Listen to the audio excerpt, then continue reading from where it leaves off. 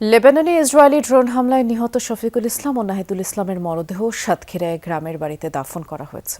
সকালে সদর উপজেলার ভালুকা চাঁদপুর গ্রামে শফিকুল ইসলাম ও আশ্বাসনের কাদাকাটি এলাকায় নাহিদুল ইসলামের মরদেহ পৌঁছায়।